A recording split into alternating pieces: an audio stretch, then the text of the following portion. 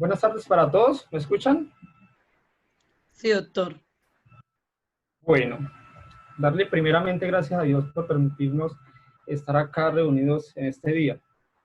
Mi nombre es Edinson Cuenca, soy su gerente de AEJ Abogados Colombia. Eh, bueno, solo me resta a mí en este momento agradecerle a todos los participantes que están en este momento presentes, a los grupos de WhatsApp que atendieron el llamado de capacitarnos cada día. Eh, Creo que el grupo de Derecho Policivo, hay dos grupos que estoy, y agradecerles a todos los miembros que hoy están en este día. El día de hoy va a ser un tema muy bonito, ¿sí? Un tema que ha sido muy crítico y pues tenemos un gran ponente en este día de hoy para que ustedes conozcan acerca de este tema. Entonces, no me resta darle las bienvenidas a todos ustedes.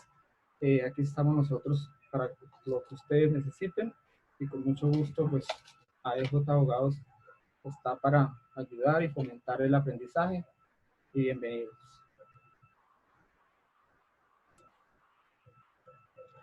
Muchas gracias, doctor Edison.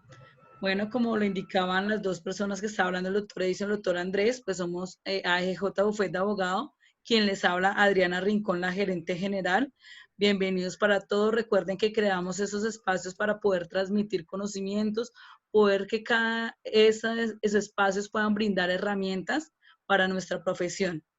De antemano les agradezco por toda la participación y sin más preámbulo, vamos a darle el inicio a nuestro gran tema del día de hoy, que como bien sabemos es acerca de la materia de derecho penal. Vamos a hablar acerca del acceso carnal abusivo en menor de 14 años. El día de hoy nos acompaña el doctor Juan Pablo Alba Serna, abogado de profesión, máster en ciencias forenses, especialista en el sistema procesal penal, diplomado en docencia universitaria, diplomado en conciliación en derecho y candidato especialista en derecho penal y también candidato especialista en psicología jurídica y forense. Le agradecemos de antemano al doctor Juan Pablo que nos va a acompañar en estas horas de la tarde. Recuerden las reglas que vamos a manejar son las siguientes. En este momento ustedes todos se encuentran inhabilitados en los micrófonos. Pueden realizar a medida que nuestro panelista va exponiendo el tema, pueden realizar sus preguntas por medio del chat que yo realizaré al final de la exposición, las preguntas para que puedan leerlas y que nuestro doctor Juan Pablo nos pueda generar y aclarar sus inquietudes. Ya al finalizar la charla, pues sí vamos a entrar a activar los micrófonos para que ustedes puedan intervenir. Las personas que de pronto no escuchan, puede hacer que estén mirando por favor sus micrófonos, sus audífonos en su teléfono. Creo que el doctor Juan me escucha bien, ¿me confirma? El micrófono. Ah, ya, ok. Perfecto, sí, te escucho perfectamente. Listo. Entonces, de pronto, para las personas que no nos escuchan, por favor, revisar su teléfono. Entonces, sin más preámbulo, darle la bienvenida al doctor Juan Pablo. Recuerden que esta videoconferencia está siendo grabada con la posibilidad de poderla subir a nuestro canal de YouTube y nuestras redes sociales. Entonces, en este momento, ustedes al estar aquí presentes, pues aceptan que estas imágenes o esta grabación sea subida al canal de YouTube. Les agradezco, doctor Juan Pablo. Demos inicio a nuestra gran tarde hoy de Derecho Penal. Bienvenido y muchas gracias por contar con usted. Bueno, muchas gracias a ti. Muy buenas tardes para todos los que nos acompañan el día de hoy. Andrés, Adriana y al doctor Edison. No me queda más sino gratitud por esta invitación tan bonita. Espero compartir con ustedes conceptos de análisis a nuestro derecho penal que nos llevan cada vez a direccionar a la reflexión de cómo están legislando nuestros legisladores hoy y más en materia penal. Hemos querido compartir con ustedes el análisis del delito de acceso carnal abusivo en menor de 14 años. Para ello, vamos a compartir con ustedes una sentencia muy reciente de la Corte Suprema de Justicia, Sala de Casación Penal, donde un joven de 18 años tuvo relaciones sexuales con una niña menor de 14 y se configuró el error de tipo como causal de ausencia, el error de provisión como causal de ausencia de responsabilidad penal. De igual forma, vamos a hacer un análisis del caso en concreto de lo que aconteció hace poco, recientemente, con los militares que efectivamente tuvieron relaciones sexuales con la niña Embera, que hacía parte de la comunidad Embera Chamí, de la comunidad indígena Embera Chamí, que hacía parte de esa jurisdicción especial, que tienen una protección especial por parte del Estado en un Estado social de derecho. Y de igual forma, por ser menor de edad y mucho más menor de 14 años, efectivamente tiene una protección mucho más especial. También trataremos de hacer un análisis en derecho comparado, el delito de acceso carnal abusivo en menor de 14 años, una comparación entre la legislación y la ciencia con algunos países iberoamericanos, que es muy importante de que este delito empecemos a compararlo y hacer unos análisis de las legislaciones que hay en otros países. De igual forma, pues vamos a hacer un análisis respecto a que en casos en concreto, donde se puede presentar una ruptura al núcleo familiar, una ruptura a esa unidad familiar, específicamente en casos que vamos a plantear y que vamos a analizar desde la conducta como típica, antijurídica y culpable, desde la teoría del delito y esas causales de ausencia de responsabilidad penal. De igual forma, vamos a analizar en qué consiste el delito de acceso carnal abusivo en menor de 14 años, qué diferencias hay con el delito de acceso carnal violento, para que tengamos muy en claro esta tipificación de esta conducta y como profesionales en derecho tengamos claro que en Colombia, en ninguna parte del Código Penal hay un delito que se llame violación, no. Tenemos diferentes conductas punibles que debemos conocer y profundizar para poder hacer análisis desde lo jurídico. Siendo más, pues, damos inicio a este análisis. Comencemos por decir lo siguiente, que dentro de nuestro Código Penal, el artículo 208 de nuestro Estatuto Penal, tenemos un delito que se tipifica en el artículo 208, acceso carnal abusivo en menor de 14 años. ¿En qué consiste esta conducta punible? Esta conducta punible consiste en que una persona en Colombia que tenga relaciones sexuales con una persona menor de 14, que tenga una penetración vía anal, vaginal u oral, está inmerso en una conducta punible que se tipifica acceso carnal abusivo en menor de 14 años. Elementos normativos para este delito. Elemento normativo, la edad de 14 años. Verbo rector, acceder carnalmente. Si podemos observar, en este delito no está tipificado como ningún elemento normativo la violencia, como sí se tipifica en el delito de acceso carnal violento. ¿Qué quiere decir eso? Que tenemos un delito de acceso carnal abusivo menor de 14 años y un delito de acceso carnal violento. En esta comparación es claro que en un delito, que es el delito de acceso carnal violento, debe haber violencia. Y este delito se puede cometer con cualquier persona en Colombia, sea menor de 14 años, o sea mayor de 14, o sea de 18, o sea de 20, tanto hombres como mujeres. Y el delito de acceso carnal abusivo menor de 14 años, efectivamente la persona víctima de esa conducta punible tiene que tener una edad de 14, menor de 14. Pero vamos a encontrar algo muy interesante en este análisis, y es que la ciencia nos está diciendo hoy, con estudios científicos, de que la edad para tener relaciones sexuales y poder procrear en Colombia, la probabilidad, en caso de las mujeres, para poder procrear, la probabilidad es a los 14 años. Es una probabilidad para que la persona tenga la maduración sexual, biológica o volitiva.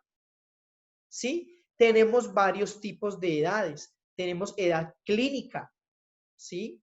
Que es muy importante, que lo vamos a ver un poco más adelante con los ejemplos y contextualizado para que haya una mayor comprensión.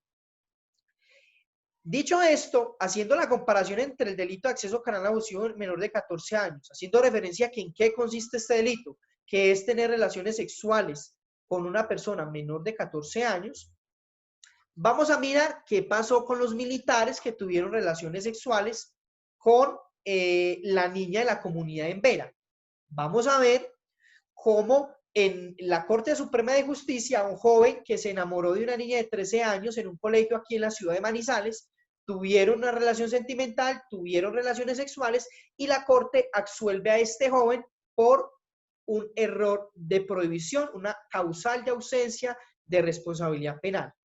Y de igual forma vamos a ver, dentro de la contextualización de estos ejemplos, cómo se puede presentar en un momento determinado, en un eventual momento, de que efectivamente haya una ruptura al núcleo familiar y a la conservación del núcleo familiar.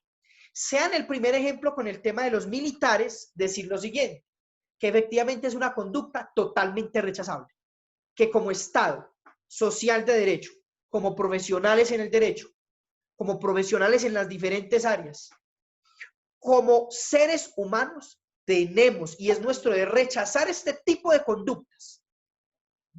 Pero somos profesionales en el derecho llamados efectivamente a aplicar la norma. Entonces yo les pregunto lo siguiente y hago este análisis.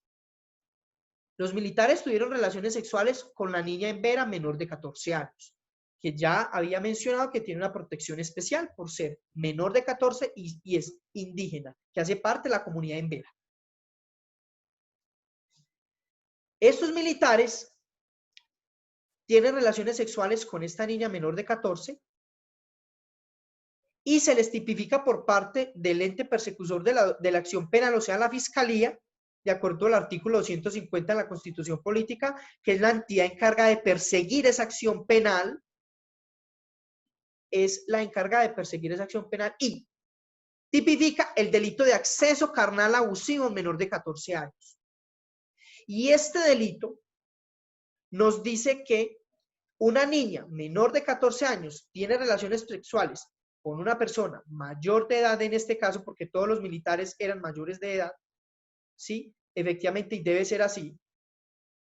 Tiene relaciones sexuales, se tipificó la conducta, pero la pregunta es, ¿por qué no se tipificó el delito de acceso carnal violento? Si fueron 8 militares, si es una niña de 13 años, porque si hacemos el siguiente análisis, como explicaba anteriormente, si decimos que el delito de acceso carnal abusivo menor de 14 años, única y exclusivamente es por la falta de maduración sexual, biológica y volitiva por parte de la menor, para comprender esa relación sexual, y esa es la tipificación de la conducta, y por eso, por aprovecharse de la menor, por aprovecharse de esa inmadurez sexual, se tipifica el dolo. Entonces la pregunta sería hoy, señores Fiscalía, si se tipifica el delito de acceso carnal abusivo de menor de 14 años, donde entonces decimos que hay consentimiento, la niña no fue obligada, hubo consentimiento, porque si la niña hubiese sido obligada, entonces no era acceso carnal abusivo de menor de 14 años, era acceso carnal violento. Ejercieron violencia contra la menor. Entonces, ¿por qué no se tipifica el delito de acceso carnal violento? Entonces, vamos a ver de que puede llegar a presentarse un error en la tipificación de esta conducta de los militares. ¿Por qué? Porque si hoy decimos entonces, y mucho atención a esto, alerta, si la niña hubiese tenido 14 años, entonces hoy en Colombia no hubiese sido delito. En el caso de los militares, si la niña hubiese tenido 14 años, ¿qué tipificación de la conducta hubiera tipificado la Fiscalía? Si el delito de acceso carnal abusivo menor de 14 años está diciendo entonces que no hubo una violencia. Simplemente se tipifica esa conducta es ¿por qué? Por cuanto la maduración de la menor en lo que tiene que ver en la sexualidad, en lo biológico, en lo volitivo, no era acorde con su edad. Entonces, si la niña hubiese tenido 14 años, si esta fue la conducta punible que tipificó el ente persecutor de la acción penal, entonces no hubiese sido delito en Colombia. Ahora, la violencia no es solo física, la violencia también es psicológica. Entonces, colocamos el siguiente ejemplo. Yo le digo a la niña, soy militar con mi revólver o mi arma acá. Digo, si no te acuestas conmigo, entonces mato a tu mamá. ¿Ejercí violencia física? No ejercí violencia física, pero sí una violencia psicológica. En consecuencia, esta tipificación de esta conducta punible, viendo ¿Cómo está tipificada en el código el delito de acceso carnal a abusivo menor de 14 años? ¿Cómo está tipificada en el delito de acceso carnal violento? ¿Cuál es la conducta punible que la fiscalía debió imputarle a estos militares? ¿Acertó la fiscalía en imputar el delito de acceso carnal abusivo en menor de 14 años? ¿O debía de haberse tipificado el delito de acceso carnal violento? Son 7 militares, 7 seres humanos que han recibido formación profesional, que tienen claro que eso era una conducta típica, antijurídica y culpable, que tenían conocimiento de que esa niña era menor de 14. Fueron 7 militares los que accedieron carnalmente a la niña. ¿Podemos decir que hay un consentimiento en ese asunto? ¿Podemos decir que efectivamente esa relación sexual por parte de la niña de 13 años de la comunidad en Vera fue consentida por ella? Y vamos a ver más adelante con el ejemplo del pronunciamiento de la Corte Suprema de Justicia, que en el delito de acceso carnal abusivo menor de 14 años no hay violencia. Si hay violencia es acceso carnal violento. ¿Hay una protección por parte del Estado? Por supuesto que sí. Y la tiene que haber en la comunidad en Vera por ser una jurisdicción especial indígena. Pero yo coloco el siguiente ejemplo para que sigamos reflexionando. Si uno de estos militares es el hijo de ustedes, o uno de estos militares es el hijo de ustedes, pero lo vamos a contextualizar en otro asunto. Las mujeres que me están escuchando el día de hoy, digamos que son madres, ¿cierto? Entonces, y yo soy el hijo de ustedes, y las llamo, soy militar. Madre, conocí una niña que me encantó y estamos enamorados, me gusta mucho. A los 8 días, madre, tengo la novia, aquí me ennovié con una niña, ella tiene 13 años, es de la comunidad en Vera, y ya sostenemos una relación sentimental. Posteriormente, madre, tuve relaciones sexuales con esta niña. Estamos muy enamorados. Posteriormente, madre, vamos a conformar un núcleo familiar y yo me voy a ir a vivir con ella en una casa. Posteriormente, madre, vas a ser abuela. La pregunta es, en este ejemplo, ¿se tipifica la conducta de acceso carnal abusivo menor de 14 años? ¿Podremos en un momento determinado decir que el Estado debe intervenir? Ahora, ¿de qué manera está interviniendo el Estado? Y este ejemplo, quiero dejarlo ahí para que lo vayamos analizando mientras comparto la sentencia recientemente de la Corte Suprema de Justicia en la Sala de Casación Penal, donde el delito de acceso carnal abusivo menor de 14 años fue evaluado por la Corte. El caso en concreto aconteció en la ciudad de Manizales. Un joven de 18 años estudiaba en una institución educativa, cursaba su grado 11. Se enamoró de una niña de 13 años, conformaron una relación sentimental, tuvieron relaciones sexuales, obviamente a escondidas de la mamá de la menor, y lo dice la Corte en esta sentencia, que efectivamente es que las relaciones sexuales son íntimas, o sea, es lógico que las relaciones sexuales se tienen de manera íntima, uno no publica las relaciones sexuales, bueno, eso es la lógica, y lo dice pues la Corte, porque esto fue uno de los argumentos por los cuales el tribunal condenó a este joven.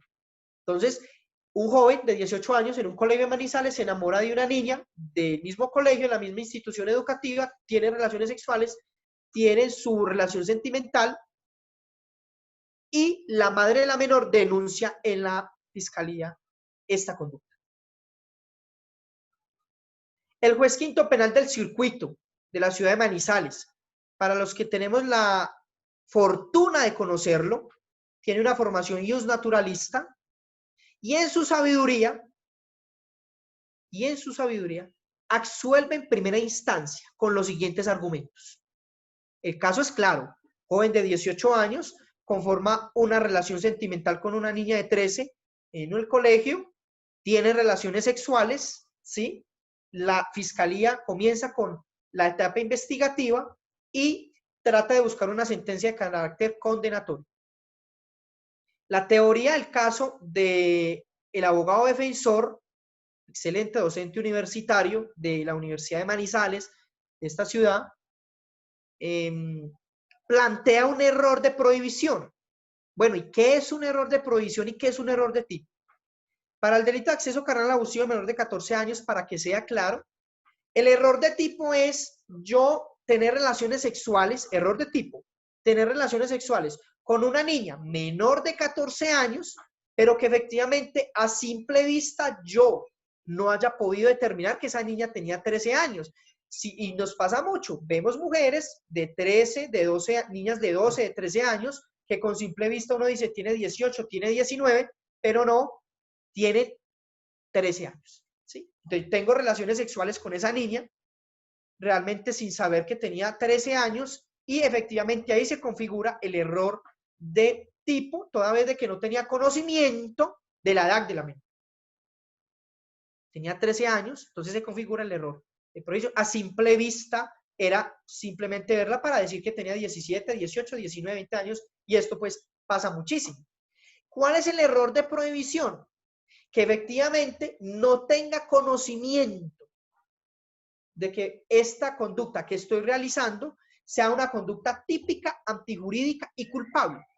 En consecuencia, el señor juez quinto penal del circuito de Manizales, en su sabiduría, absuelve a este joven argumentando que se tipifica el error de prohibición toda vez de que el joven no tenía conocimiento de que esta conducta era típica, antijurídica y culpable, y que eventualmente pudiese atentar en contra del bien jurídico tutelado como es la libertad sexual de la menor.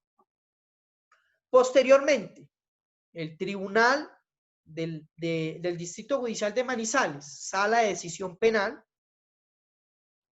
condena a este joven. Lo condena a 14 años de la privación de su libertad.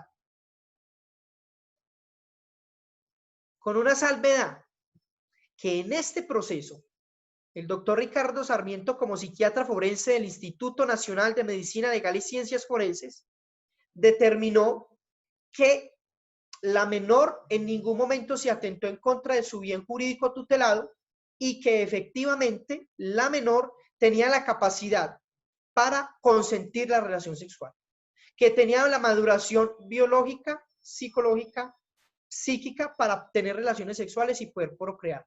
Tanto así que el médico forense del Instituto Nacional de Medicina Legal y Ciencias Forenses determinó que la edad clínica de la menor era entre 14 y 15 años.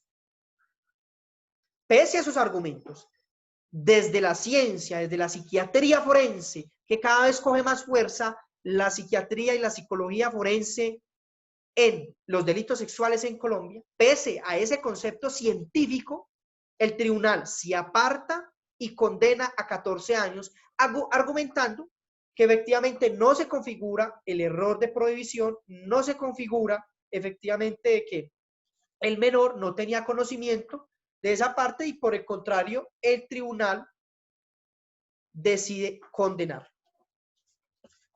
Me voy a permitir leerles una parte muy importante y muy interesante de la sentencia del juez quinto penal del circuito. Abro comillas. La ley, a pesar de su fundamento democrático, de tener una intencionalidad en política criminal sana, puede ser injusta para un individuo en particular. Se termina menoscabando la integridad del humano receptor de la ley penal al aplicar esa presunción sin ningún tipo de consideración, gestando que la decisión se torne injusta.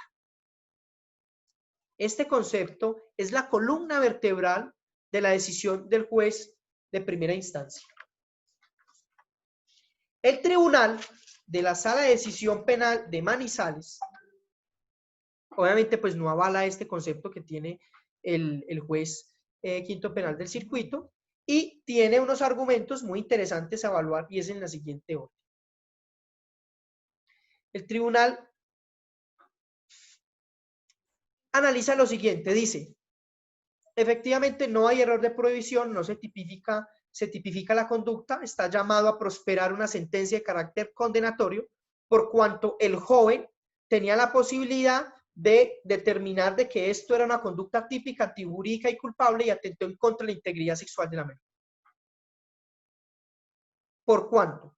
Cuando la niña iba a ser requerida por su madre para tener la valoración sexológica por el Instituto Nacional de Medicina Legal y Ciencias Forenses, un reclamo fuerte que le hizo la madre a la menor.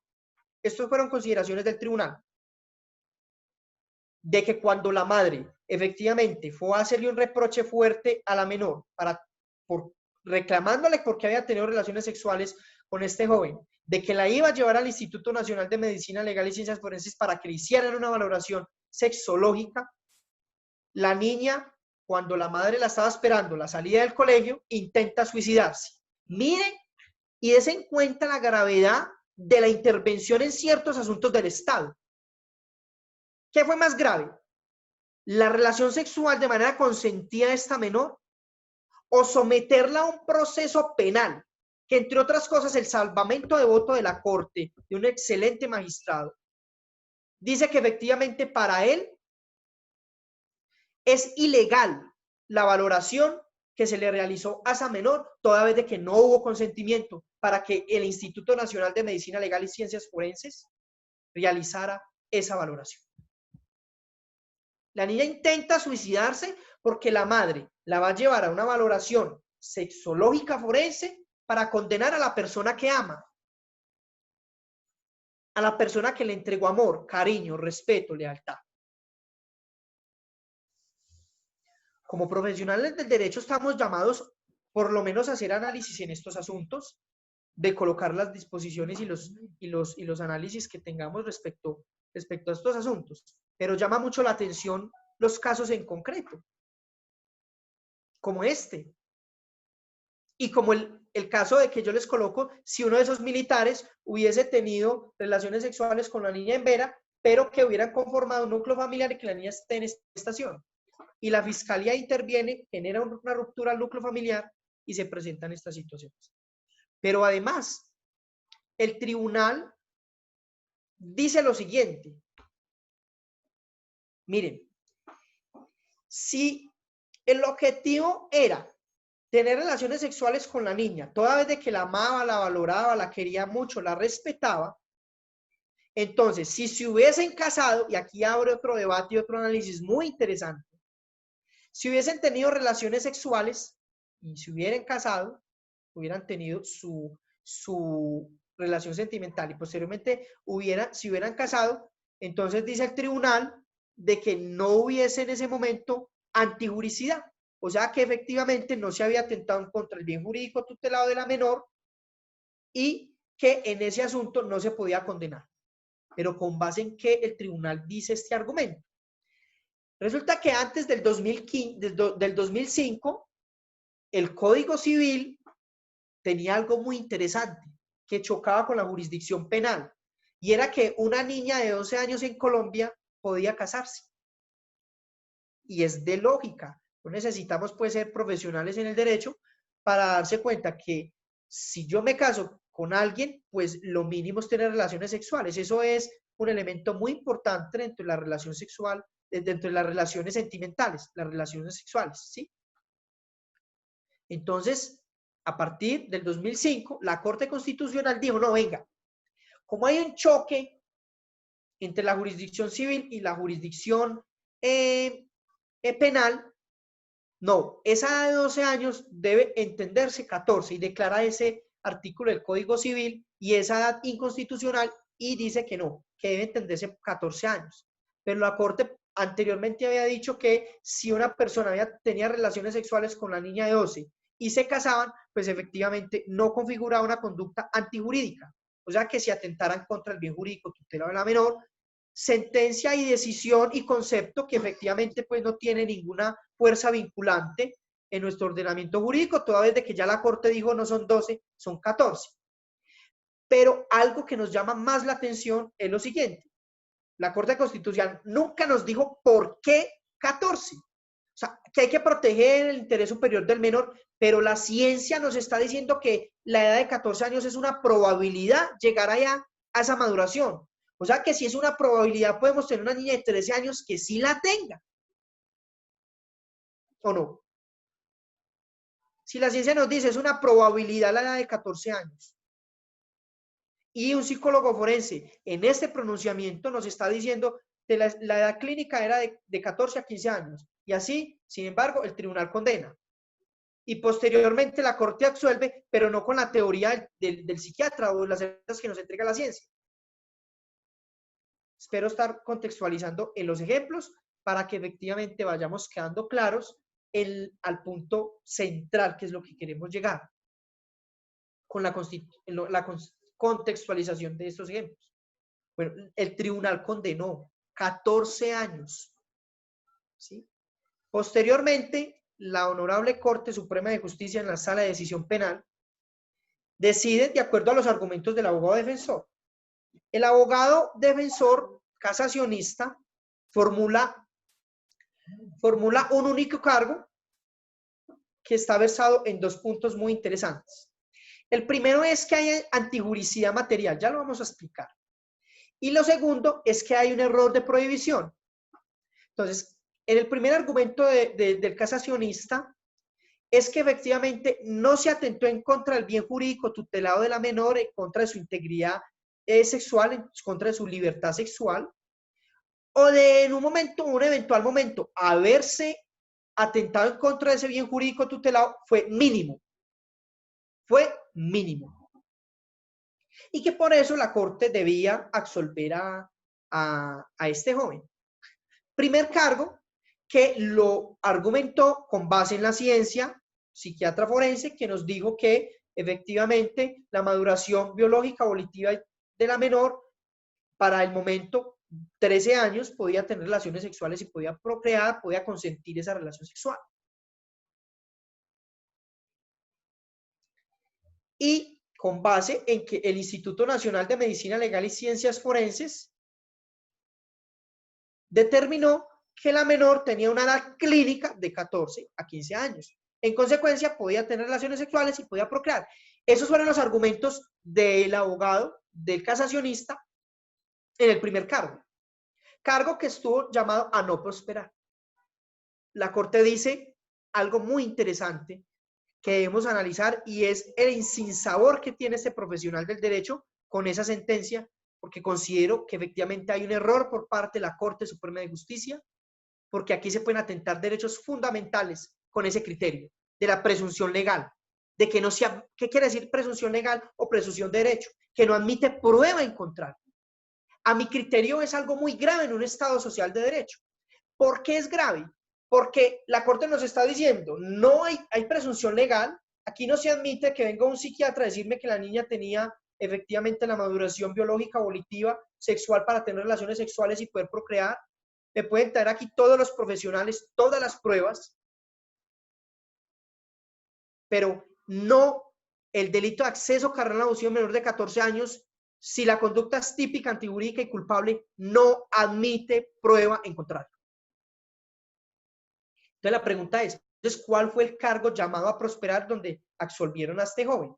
Claro, efectivamente la Corte dejó completamente claro que prosperaba el cargo de error de prohibición, toda vez de que efectivamente el joven de 18 años no tenía conocimiento de que el delito de acceso carnal abusivo menor de 14 años era una conducta típica, antijurídica y culpable, que era una conducta rechazable.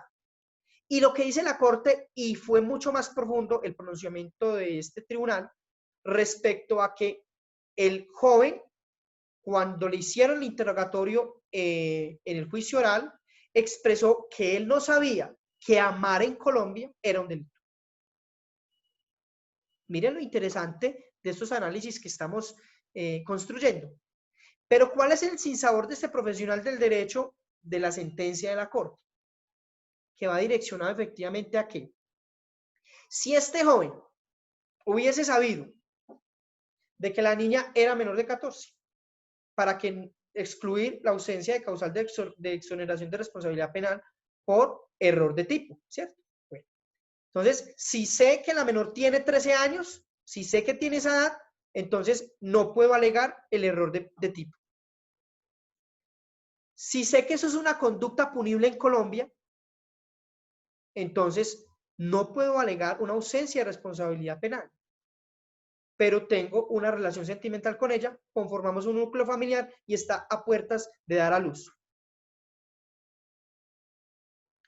Vean cómo los ejemplos que he compartido con ustedes, tanto el ejemplo que traigo de la Corte Suprema de Justicia, como el ejemplo del militar, siendo hijo de ustedes, tiene relaciones sexuales con esta niña, comunidad en Vera, y que efectivamente conforman un núcleo familiar y la niña queda en estado de gestación.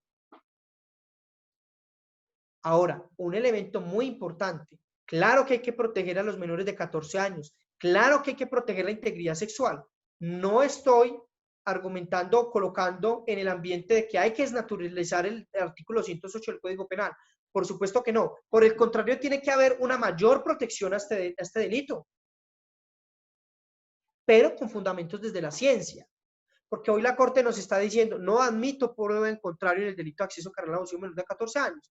Entonces este joven, si sabía que la niña tenía menos de 14, si sabía que eso era un delito en Colombia, en consecuencia va a afrontar una pena de 12 a 20 años.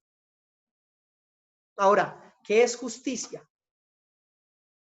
Kant tenía una frase muy bonita, Kant. El oxígeno de la democracia es la justicia. El oxígeno de la democracia es la justicia. Por ahí otra frase muy bonita también que dice, el exceso de justicia no es derecho.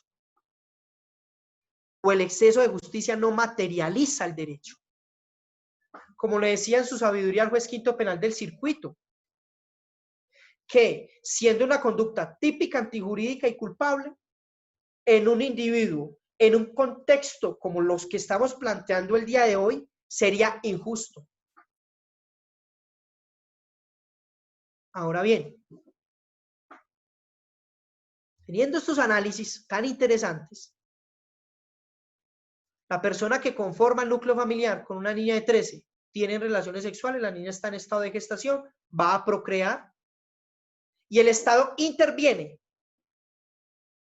A esta persona la privan de la libertad de 12 a 20 años y esta menor, la gran pregunta es, ¿quién va a velar por el cuidado y manutención de esa niña?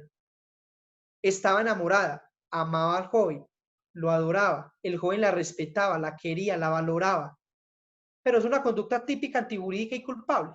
Entonces, tenemos el error de tipo, el error de prohibición y en la mitad los casos que hemos planteado respecto a la conservación del núcleo familiar y a la unidad familiar, que solo hasta el 2015 la Corte Constitucional nos dijo que era un derecho de carácter ius fundamental.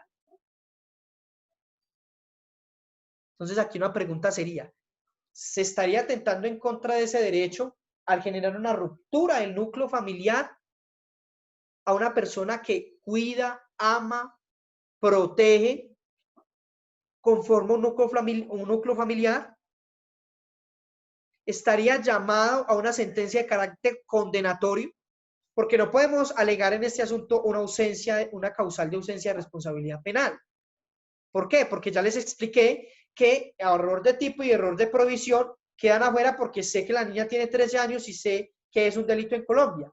Pero así, teniendo conocimiento de eso, tengo una relación sexual con una niña, una relación sentimental, conformo un núcleo familiar y conformo una familia. ¿Quién va a velar por esa niña de 13 años?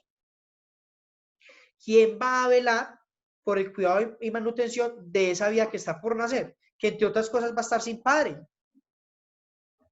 Mínimo son de 12 a 20 años, ¿sí? La ciencia hoy nos está diciendo que la maduración biológica volitiva va en una probabilidad de los 14 años. En este caso que yo les estoy planteando, efectivamente un psiquiatra forense nos dijo que esta persona, esta niña, tenía una maduración para tener relaciones sexuales y poder procrear. En consecuencia, estamos llamados como profesionales en el derecho aumentar los análisis en este asunto. Estos planteamientos son muy interesantes porque estamos hablando de la libertad de una persona, la ruptura eventualmente de un núcleo familiar, la vulneración de derechos de carácter fundamental, como es la unidad familiar, la conservación del núcleo familiar, el derecho de esa niña, esa vida que está por nacer, de tener en presencia a su padre, que va a estar privado de la libertad porque su mamá de 13 años amaba, adoraba a su papá, al papá, a este joven, quien también amaba, respetaba, valoraba, cuidaba y protegía. Temas muy interesantes, temas que hemos comparado con algunas legislaciones iberoamericanas. Chile, Perú, Bolivia, Venezuela, México también, tenemos algunos análisis respecto a eso. Para concretar, efectivamente, se tipifican delitos con conductas de 12 años, 14 años, México nos dice que 15, Guatemala 18, ¿por qué esas edades? Entonces, la pregunta sería en Colombia, ¿por qué 14 años? ¿Por qué tipificar como elemento normativo la edad de 14 años y no permitir prueba en contrario, como lo dice la Corte? Y esa teoría de la presunción legal o presunción de derecho en este delito es avalada por la Corte Constitucional. A mi criterio, dentro de todo lo que hemos estudiado este asunto, considero que no es correcto ese criterio. No es correcto por cuanto eventualmente puede atentar en contra de derechos fundamentales, como es la dignidad humana, conservación del núcleo familiar, unidad familiar y eventualmente derechos fundamentales de la vida que está por nacer. Colocando pues el contexto de lo que estoy diciendo de un núcleo familiar. Claro que hay que tipificar esa conducta y claro que hay que salvaguardar la integridad sexual, biológica, volitiva y la integridad sexual de los menores de 14. Por supuesto que hay que hacerlo. Pero contextualizado, en los casos en concretos, se debe permitir, entre otras cosas porque es un derecho fundamental a la defensa técnica y la Corte, en conjunto con la Corte Constitucional, nos están diciendo que no hay prueba en contrario y que hay presunción legal. Consecuencia, si hay error, no hay error de tipo, no hay error de provisión, estoy llamado a responder por un delito de 12 a 20 años. Y vemos cómo en países iberoamericanos, por ejemplo en Bolivia, hay un elemento súper importante, dos, muy importantes. Lo primero, en Bolivia tienen un tema muy interesante, y es que yo tengo relaciones sexuales con una niña menor de 14. Pero la ciencia, el psicólogo forense, debe, dentro de su dictamen, decir cuál es el daño. ¿Cuál es el daño que se le causó a la menor? Eso es impensable en Colombia. Nuestros psicólogos no tasan el daño en materia sexual. El relato de la menor es congruente. Esos son los dictámenes que tenemos nosotros. El relato de la menor es congruente. Efectivamente, la niña era menor de 14 años. Se presentaron esas condiciones. ¿Y el daño dónde está tasado? Porque en Bolivia, cuando se tasa el daño, entonces, con base en ese daño que se tasó, entonces el juez tasa la pena y encontramos con sentencias hasta de 6 meses. Y entonces dice uno, entonces yo para qué activo el aparato judicial con una sentencia de 6 meses, hasta de 1 mes.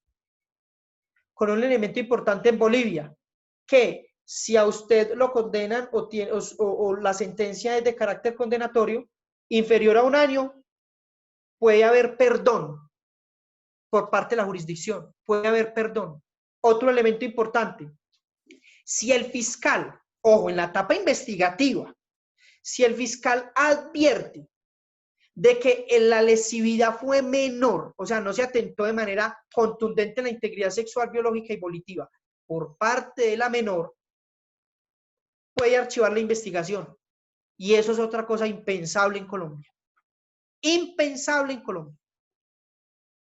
De que un fiscal en un delito de acceso a carnal a menor de 14 años, por determinar que efectivamente la menor no fue afectada en la integridad sexual, archiva la investigación. al otro día, la picota pública en los medios de comunicación, como es costumbre en este país, está investigado por el delito de prevaricato por omisión.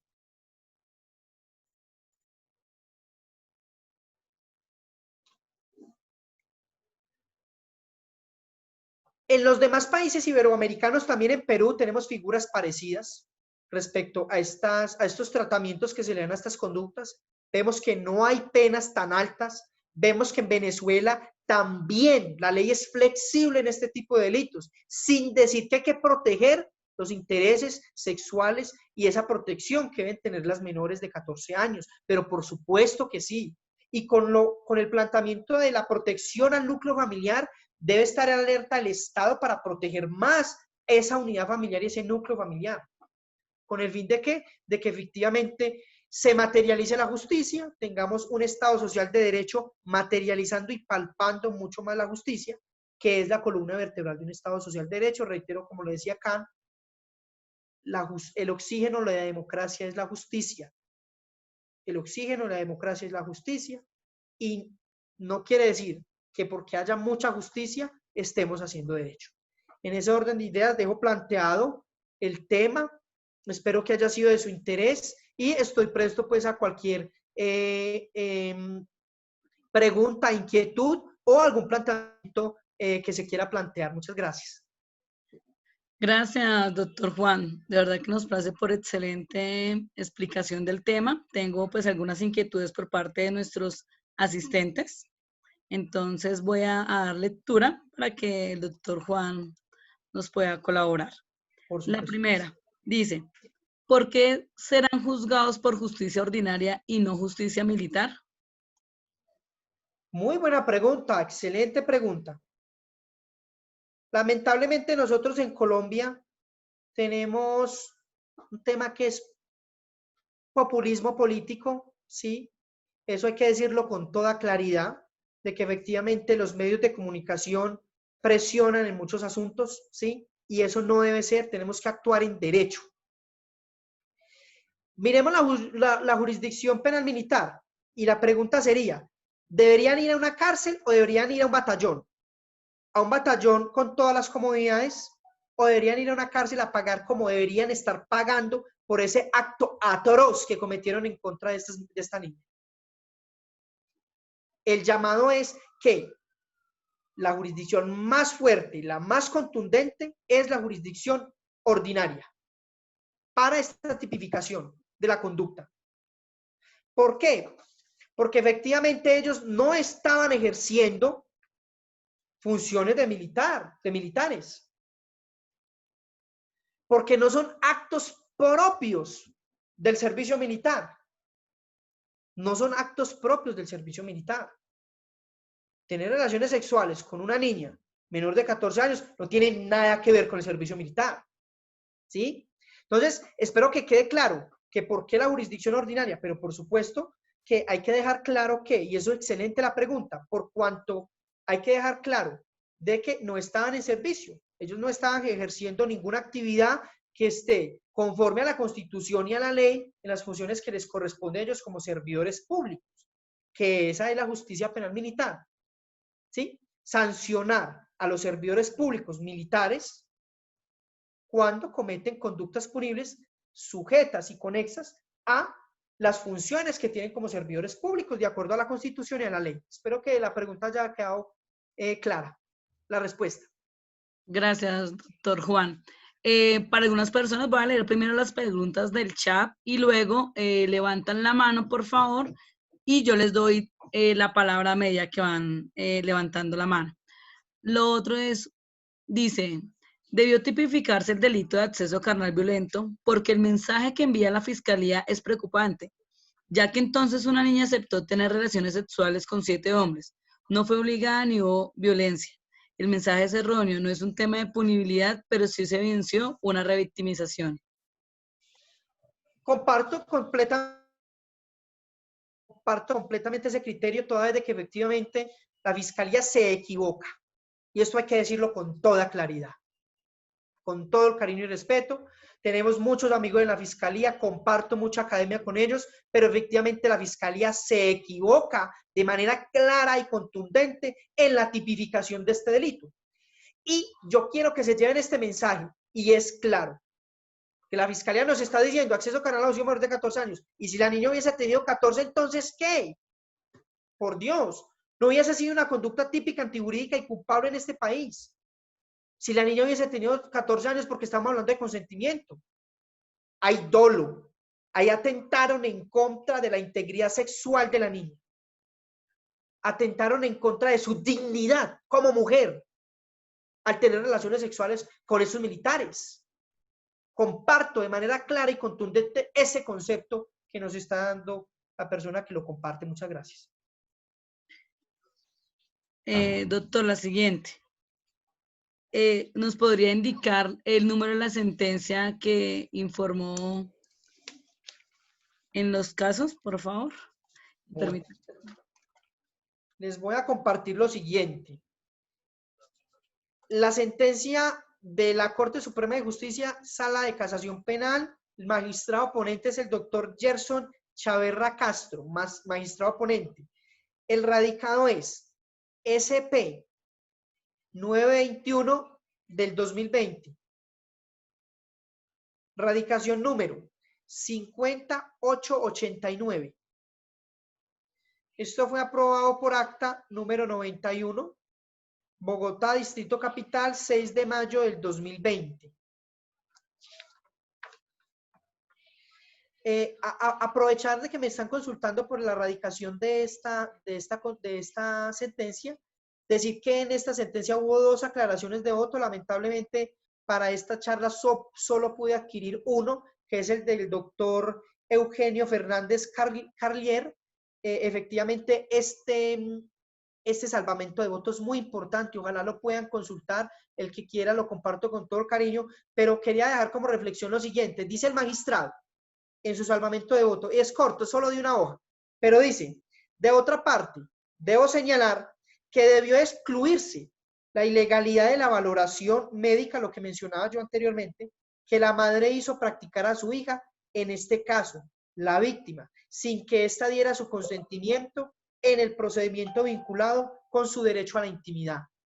Y también dice que la absolución no debió proferirse por error de provisión invencible. Este supuesto no tiene sustento probatorio, dice el magistrado, en el proceso, y la conducta es materialmente antijurídica. O sea que para este magistrado, efectivamente, sí te prueba en contrario para probar la antijuricidad de la conducta. Entonces, ahí dejo consignado este salvamento de voto, que es muy importante tenerlo también a consideración, y que hay otro salvamento de voto que hasta el momento no lo ha publicado la relatoría de la Corte Suprema de Justicia, que me hubiese mucho haberlo compartido con ustedes, pero hasta el momento no lo han abierto al público, ese salvamento de voto. Gracias, doctor. Dice otra pregunta. ¿Existen antecedentes de modificación de una presunción legal como la de este tipo penal?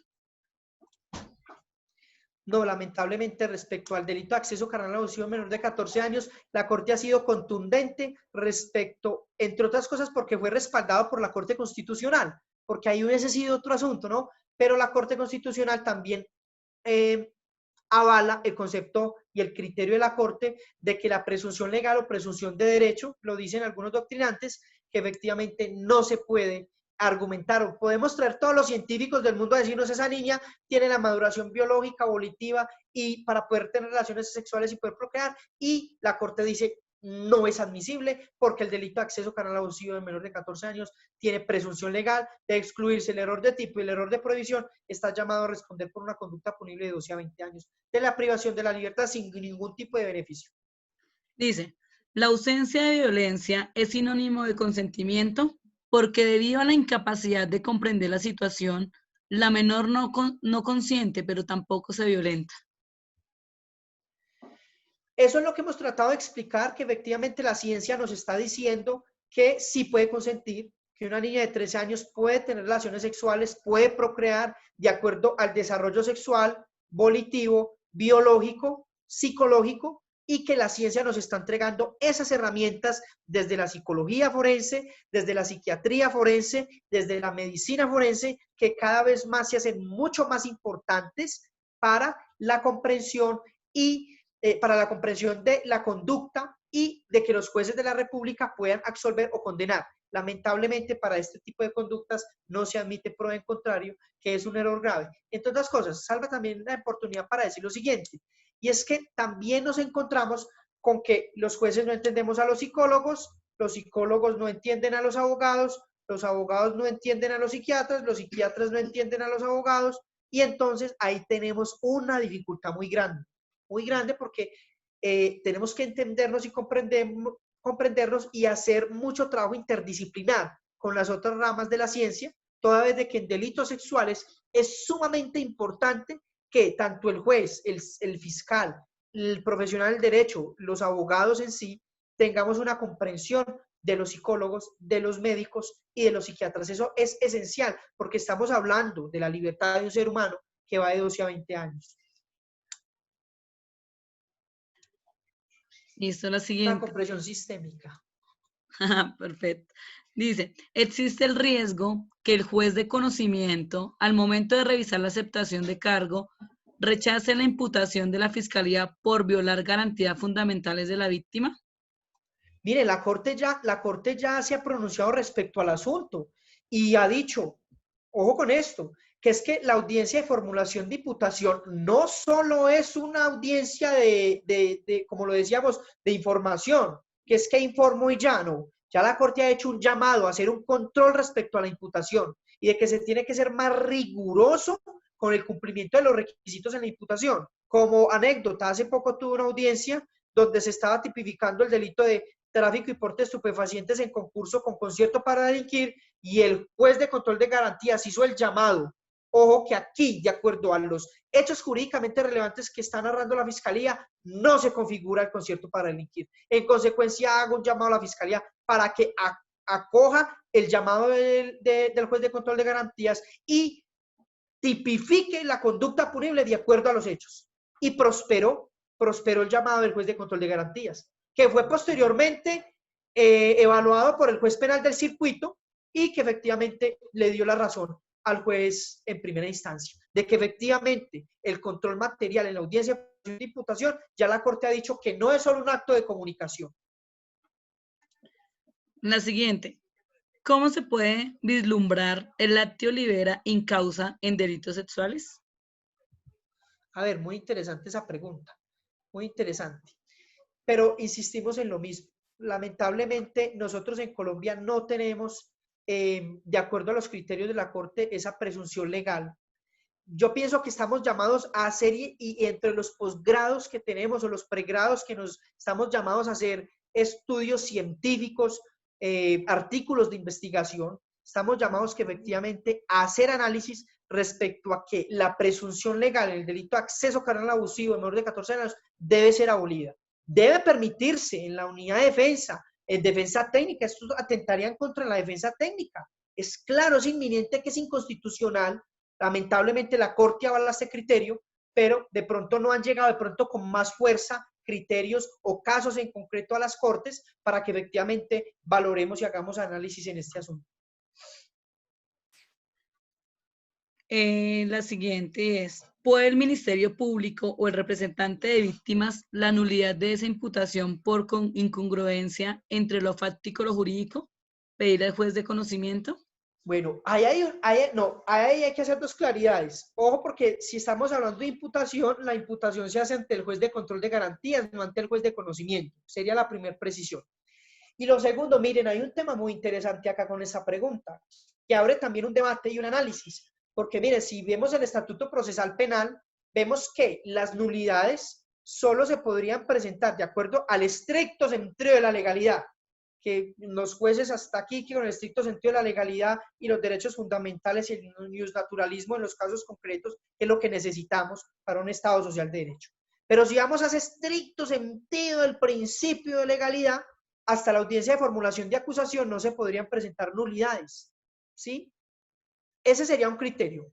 El otro criterio es como las nulidades muchas veces van direccionadas, o en la mayoría de veces van direccionadas a proteger derechos fundamentales, yo consideraría desde el iusnaturalismo, desde el principio de proporcionalidad, desde el principio de la protección de derechos fundamentales, que se podría en un momento determinado, una audiencia de formulación de imputación, hacer esa salvedad y hacer el análisis de la nulidad, diciendo y siendo enfático que en el estricto sentido del principio de legalidad, solo hasta la audiencia de formulación de acusación, de acuerdo a los parámetros que trae nuestro estatuto penal y nuestro estatuto procesal penal, podría realizarse una nulidad de lo actuado.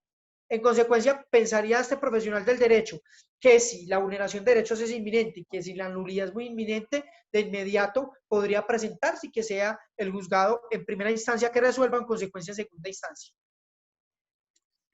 Gracias. Pero es una pregunta muy interesante que abre el debate, porque realmente ahí tendríamos unos choques desde el iusnaturalismo y desde el iuspositivismo. Gracias, doctor. Dice, ¿cuáles son las consecuencias para el fiscal negligente, penales, disciplinarias? Pero ¿en qué caso específico? No dice la pregunta en qué caso específico. ¿Qué No. cuestiones? ¿En qué caso no lo dice? Bueno, vamos a presumir, por ejemplo, que en el caso, por ejemplo, de los militares, en este caso, que hicieron la tipificación de la conducta.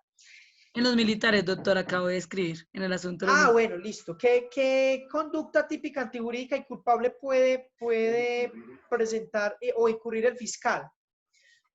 Yo pensaría que efectivamente ese fiscal tipificó una conducta de acuerdo a unos hechos, que no comparto, obviamente, pero no pienso que hubiese sido dolo con el fin de favorecer, por ejemplo, a los militares, porque la tipificación de la conducta de acceso carnal a abusivo menor de 14 años y de acceso carnal violento, efectivamente tiene la pena igual. ¿Sí? Si vamos a revisar, efectivamente la sanción punitiva es igual, igualmente no hay ningún tipo de beneficio. ¿Qué es lo que hay que hacer el llamado aquí? De que la tipificación de la conducta era acceso carnal violento y que se tiene que ser fuerte y contundente con ese asunto. Porque ¿qué es lo grave? Si la niña hubiese tenido 14 años, entonces no hubiese sido delito. Es que eso es lo grave. Entonces, ¿en qué podría incurrir la fiscalía? La verdad, yo consideraría que la fiscalía o el fiscal en ese caso no incurriría ni en una falta disciplinaria ni en una falta penal, que es lo que habría de ser llamado. Para eso tenemos el Ministerio Público. Si el Ministerio Público eventualmente evidencia que hay alguna irregularidad en la imputación, levanta su mano y estoy seguro que en ese caso debió haber el Ministerio Público por el impacto social que tenía ese asunto y tenía que el Ministerio Público pronunciarse en esa parte. Y aquí yo aprovecho esa pregunta para hacer un análisis muy interesante y hacer un llamado a la Procuraduría. Es que la Procuraduría es la garante de la legalidad y el cumplimiento de las leyes y las normas. Y nos encontramos con que los señores procuradores, no todos, yo hago la salvedad, acá en Manizales tenemos procuradores judiciales excelentes, pero nos hemos encontrado también con un debate jurídico con fuerza, fiscalía con argumentos, defensa con argumentos, y el Ministerio Público, no tengo nada que decir, su señoría. Por Dios, si es el representante de la sociedad. Entonces yo sí pienso que efectivamente disciplinaria y penalmente habría que probarle al fiscal que trató de favorecer a los militares, cosa que no pasó en este caso. ¿Por qué no pasó en este caso? Tan es así de que efectivamente la fiscalía le dijo al señor juez de control de garantías que los envara para una cárcel y no para el batallón. Esa orden del juez de control de garantías de enviarlos para el batallón fue a petición de la unidad de defensa y dejó claro de que el juez de conocimiento puede determinar de que estas personas vayan a un centro penitenciario y carcelario normal y común y corriente, ¿sí? Pero en este caso concreto, la Fiscalía considera a este profesional del derecho que no ha cometido ninguna causal para sancionarlo disciplinariamente y mucho menos penalmente, toda vez de que dentro de su concepto erróneo, porque si fuese así, por ejemplo, entonces habría que condenar a los 3 magistrados de la Sala Penal del Distrito Judicial de Manizales por no haber visto que en esta sentencia la Corte Suprema de Justicia dice que hay un error de prohibición. Iban a mandar a un muchacho inocente 14 años a estar privado de la libertad. Entonces, en ese orden de ideas veo que que no puede, pues, una interpretación de pronto equivocada de la fiscalía que vaya a ser llamado para una conducta penal, salvo siempre y cuando se llegue a probar que el fiscal haya tratado de favorecer a los militares que considera este profesional del derecho, que en el caso en concreto no es así. Listo, doctor. Le voy a dar la palabra al doctor Edwin Ferre para que reactive su micrófono y pueda intervenir.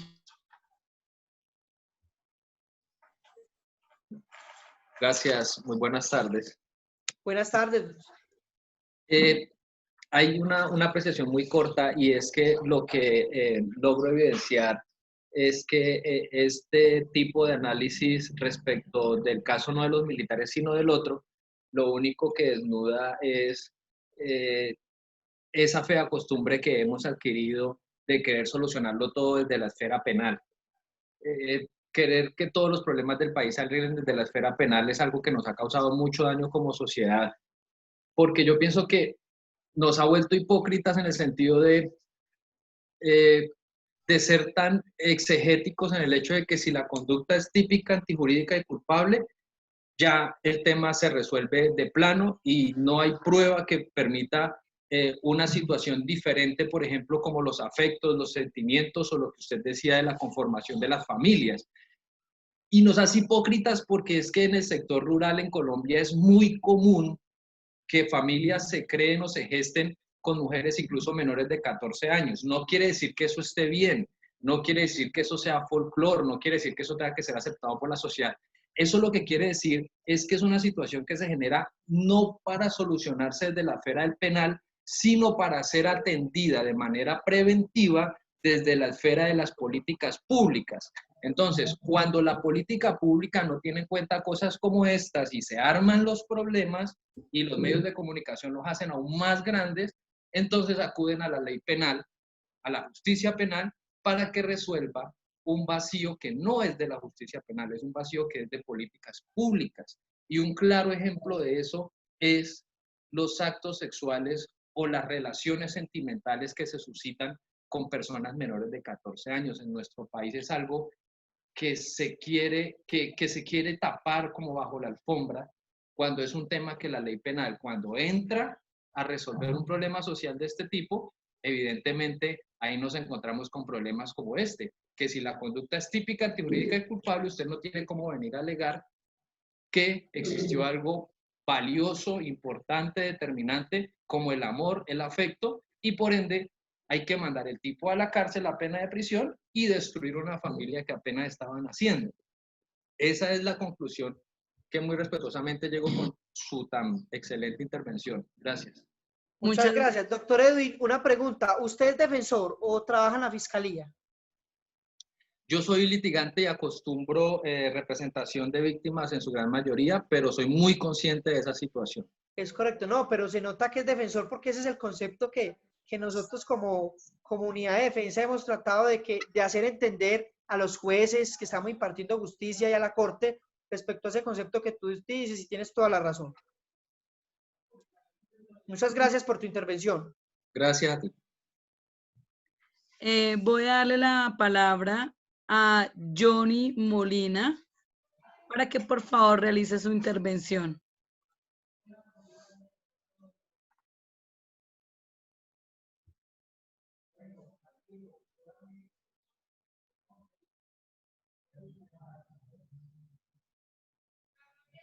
Señor, el doctor Johnny Molina.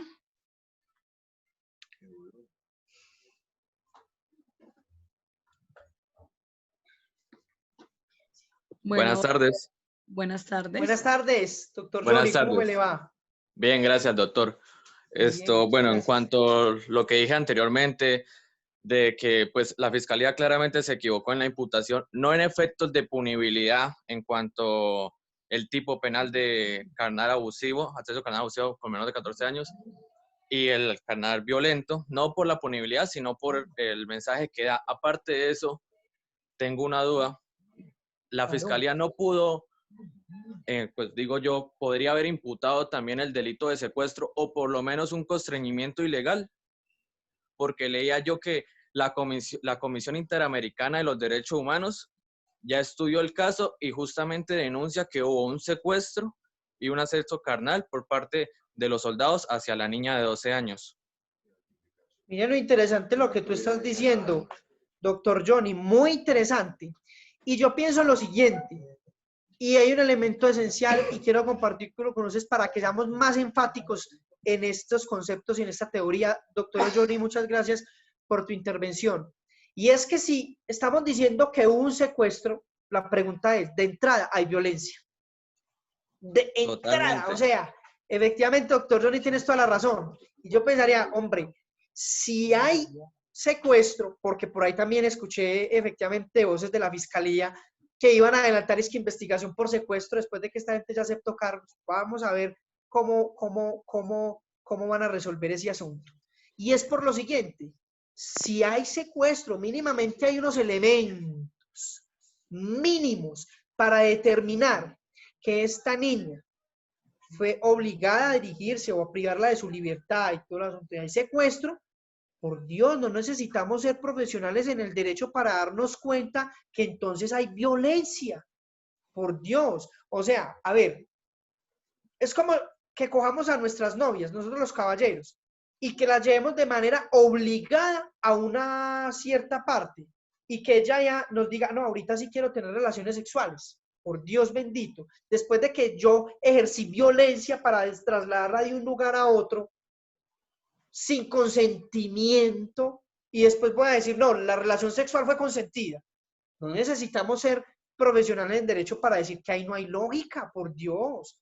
Pues tenemos nosotros desde la academia que hacer estos llamados fuertes y fuerte y con contundencia, de que efectivamente hay errores que no pueden pasar en nuestro país en tema de la legalidad, en tema de la protección de las víctimas. Es claro, doctor Johnny, que efectivamente, habiendo unos elementos mínimos de que efectivamente pudo haberse presentado eventualmente un secuestro de entrada, yo como ente fiscal y encargado de la persecución de la acción penal, tengo que decir, no, entonces, si hay unos elementos mínimos para determinar que hay un secuestro, de que esta persona fue dirigida de un lugar a otro, privada de su libertad de manera no consentida, por Dios, la relación sexual, pues mucho más, jamás va a consentir esa relación sexual. Estamos llamados a sus análisis, doctor Johnny, muchas gracias. Claro que Muchas por supuesto gracias. que se puede tipificar esa conducta, por supuesto que sí. Listo, muchas gracias, doctor. Con mucho gusto. Gracias, doctor Molina. Le voy a dar la palabra al abogado Carlos Giraldo para que por favor intervenga.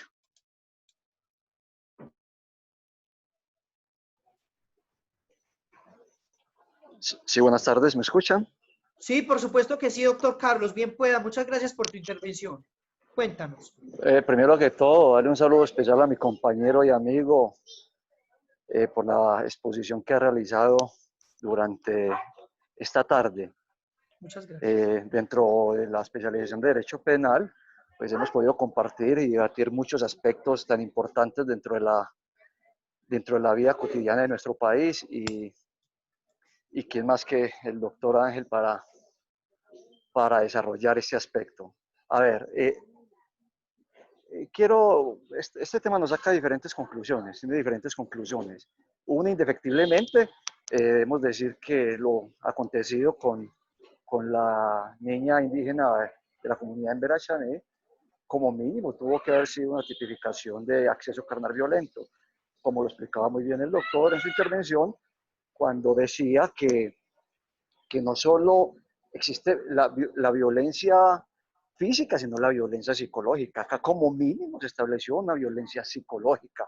Entonces, como mínimo se debe partir de ese aspecto y respetando la Fiscalía como institución y como ente acusador del país, pero desde nuestro punto de vista de defensa tenemos que considerar respetuosamente que hay una falla de manera significativa en las apreciaciones y en la imputación realizada por la Fiscalía. Otra conclusión que nos deja este gran debate, esta gran exposición, es que hay que identificar muy bien cada delito y cada circunstancia, porque todo es especial. El error de tipo y el error de previsión, pues mirarlo desde la simple norma, pues no debe ser así.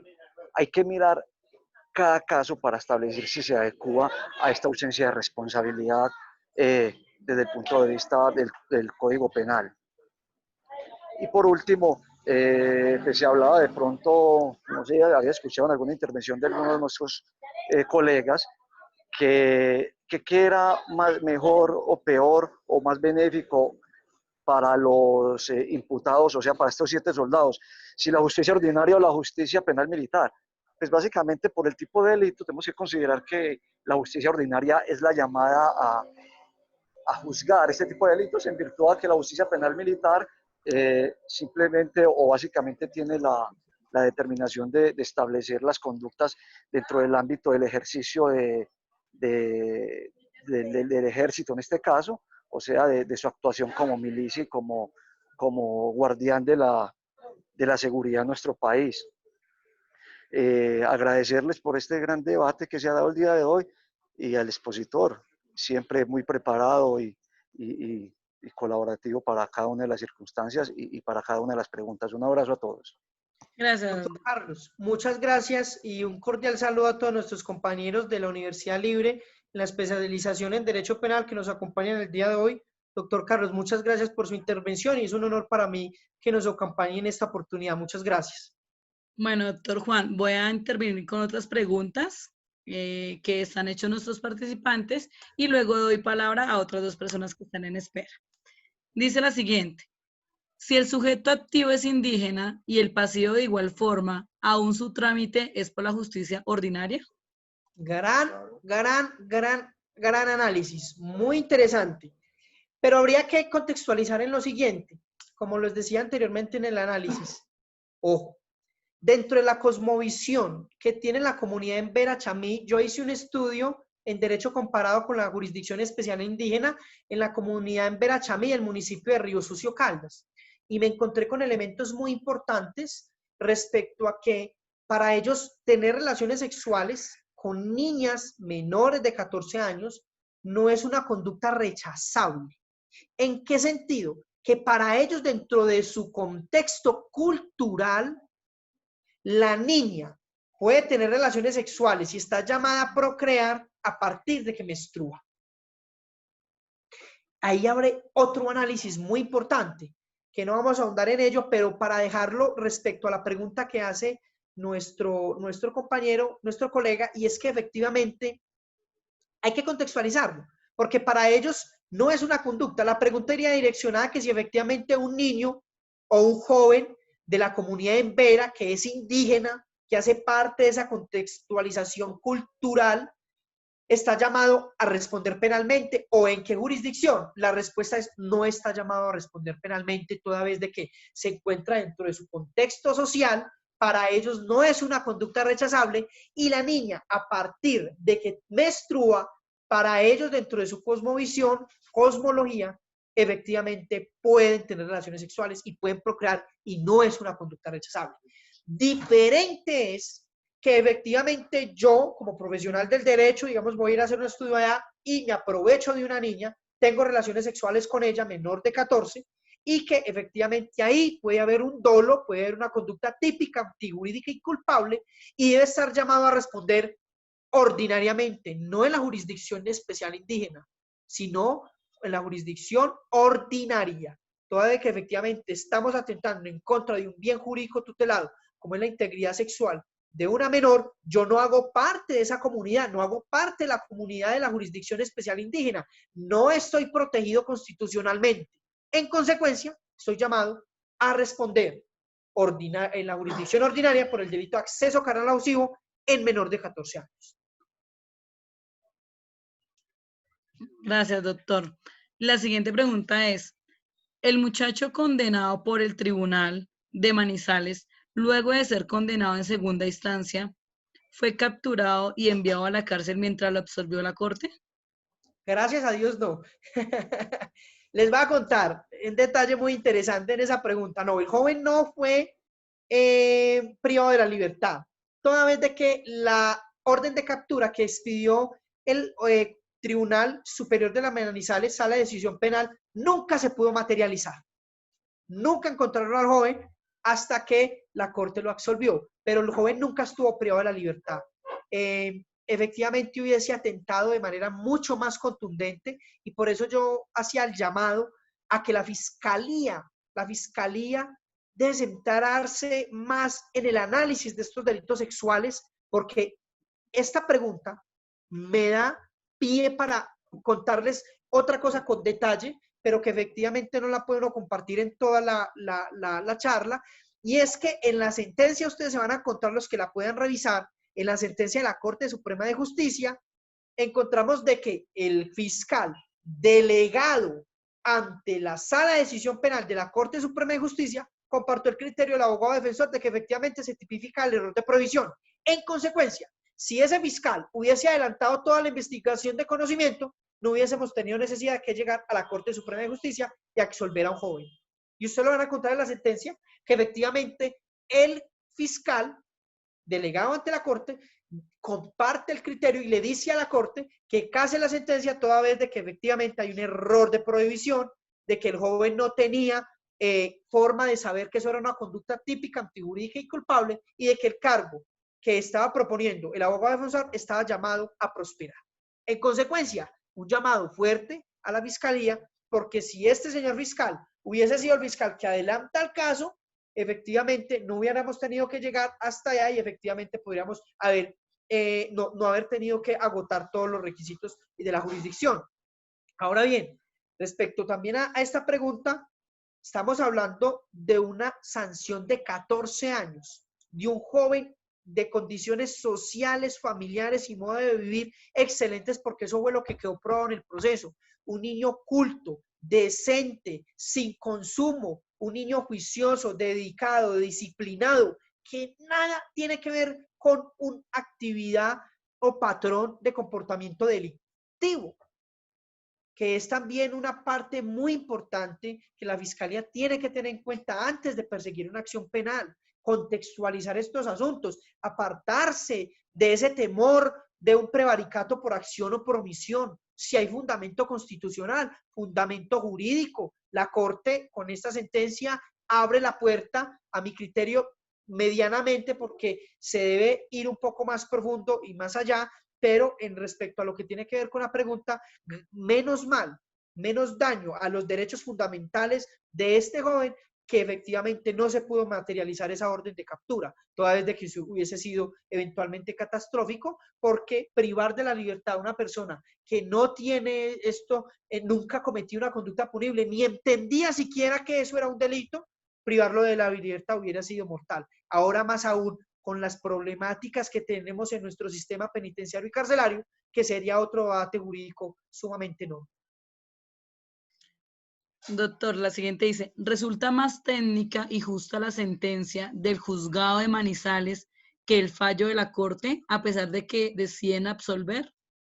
Más garantista, como los decía, los que tenemos la oportunidad de conocer al señor juez quinto penal del circuito, quien tuve la fortuna también de que fuera mi profesor en la universidad en mi pregrado, es de corte iusnaturalista. Y efectivamente la Corte sí hace algunas advertencias y efectivamente hace algunas claridades, dejó incólume la sentencia del juez quinto penal del circuito. Efectivamente, esta sentencia, los que tengan la oportunidad de conocer al juez quinto penal del circuito van a saber que efectivamente es de un perfil iusnaturalista, también muy garantista de los derechos fundamentales, que efectivamente en este caso había que aplicar un poco más lo que tiene que ver con el iusnaturalismo, y que efectivamente esta persona, de acuerdo a la proporcionalidad también de la sanción, estamos hablando de una sanción de 12 a 20 años, que efectivamente a mi criterio sí es mucho más garantista, de acuerdo pues a lo que nos están preguntando, de que efectivamente esta sentencia es muy garantista y de que hay criterios en esta sentencia de que eventualmente podremos llegar en una evolución dentro del derecho penal en delitos sexuales, efectivamente avalar la presunción legal, sacarla a un lado y que podamos efectivamente ejercer una defensa técnica en el delito de acceso carnal a abusivo menor de 14 años y poder probarle a los jueces de que la niña tenía la maduración sexual, biológica y volitiva para poder tener relaciones sexuales y poder procrear, así fuese menor de 14 años. Listo, doctor. Le doy la palabra a alguien que se identifica como Huawei Mate 9, porque no tiene el nombre. Le voy a dar la palabra para que por favor reactive su micrófono y pueda intervenir.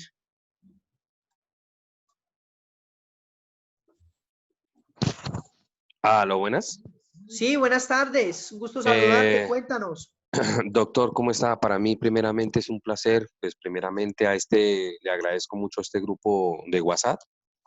Se enriquece uno mucho escuchándolos a todos los compañeros y abogados que se encuentran conectados hoy, en el día de hoy.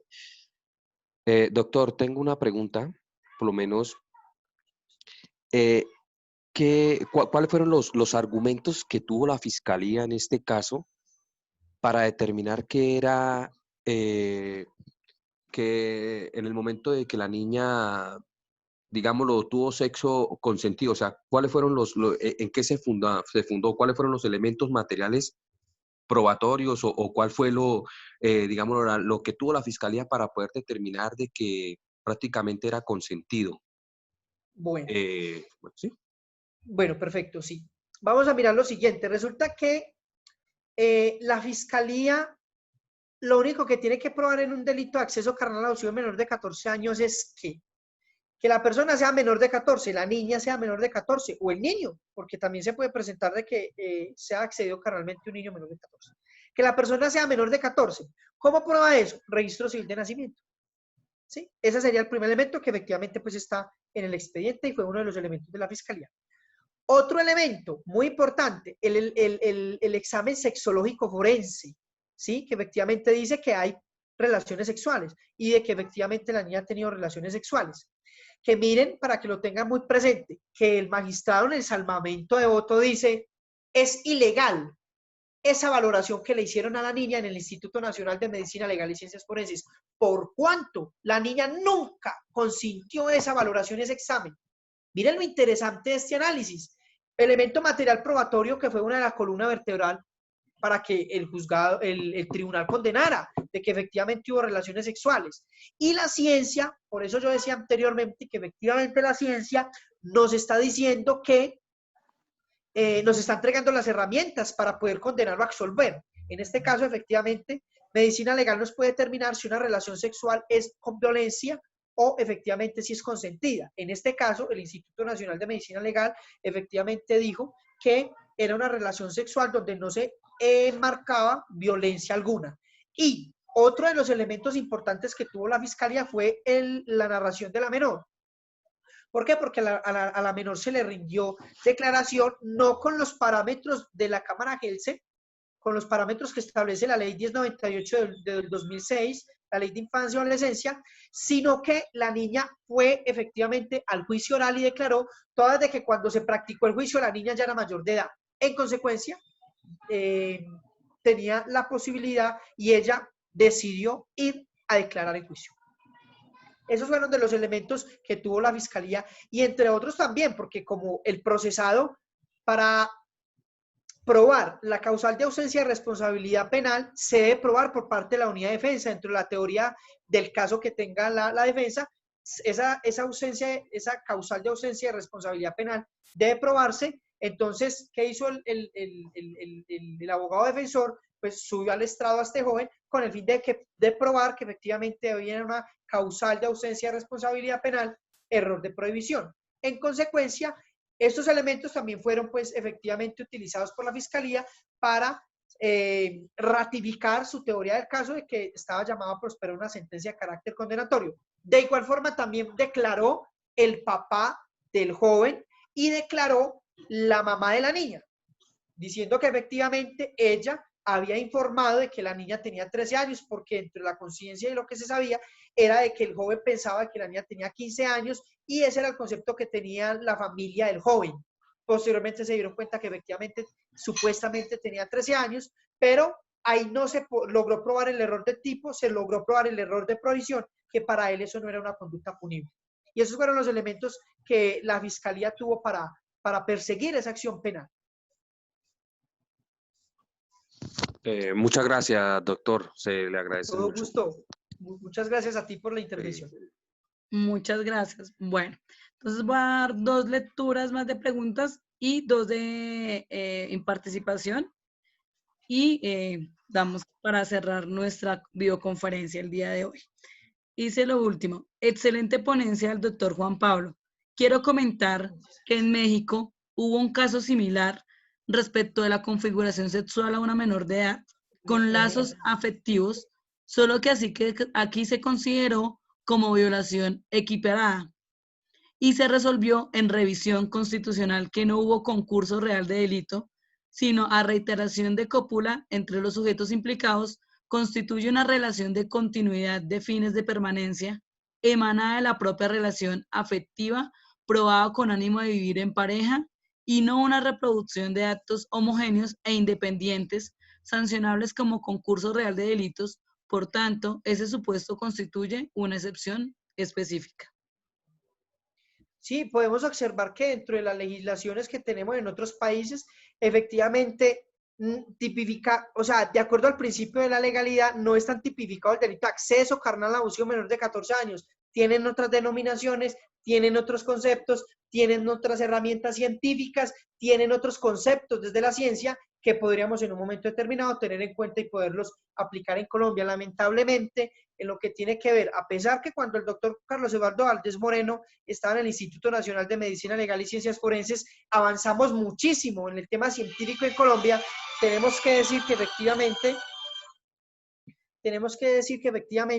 hay muchas más cosas que debe tener el Instituto Nacional de Medicina Legal y Ciencias Forenses, parte económica también, que debe ser una política pública del Estado, con el fin de que efectivamente podamos llegar a materializar la justicia. Hoy en Colombia, hay que decirlo con toda claridad, el Instituto Nacional de Medicina Legal y Ciencias Forenses es muy importante este instituto para que nos entreguen las herramientas científicas para los delitos sexuales. Es muy importante el instituto de que los médicos, los psicólogos y los psiquiatras se formen académicamente con el fin de que efectivamente podamos materializar la justicia. En Colombia tenemos delitos sumamente con penas muy altas, que errores se cometen como lo que estamos planteando el día de hoy.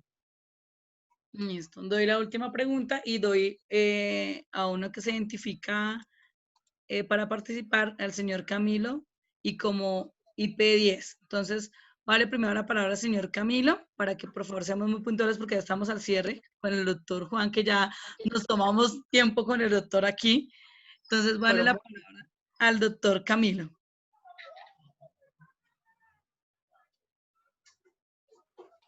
Aló. Sí, doctor Camilo, buenas tardes, un gusto saludarte. Gracias. Buenas tardes. ¿Cómo está, doctor? Muy bien, gracias a Dios. Cuéntanos. Bueno, la siguiente es una pregunta, pues, más que todo como el concepto suyo, respecto, digamos, cuando se eleva un recurso de apelación y la idea es que este recurso suspenda como tal la primera instancia, porque muchas veces, o ese es el postulado de la Corte, que se tenga que capturar a la persona siempre y cuando el sentido del fallo indique que es condenatorio. No se supone que en esos eventos se suspende como tal la decisión del juez de primera instancia hasta tanto no decida la segunda instancia. Claro, yo pensaría que sí, estamos hablando de primera y segunda instancia. Respecto a, yo creo que va también encaminada la pregunta a que efectivamente el tribunal expidió una orden de captura, pero entiendas en que efectivamente en el caso pues en concreto y lo que tú me estás comentando, y es que efectivamente el recurso de casación es extraordinario. En consecuencia, tiene que expedirse la orden de captura en el caso en concreto y capturar al joven hasta tanto si se interpone el recurso extraordinario de casación o no, porque es opcional, ¿sí? Como el recurso es opcional, pero el recurso extraordinario de casación por eso es extraordinario. O sea, efectivamente ahí no habría ningún tema de que se suspenda la privación de la libertad.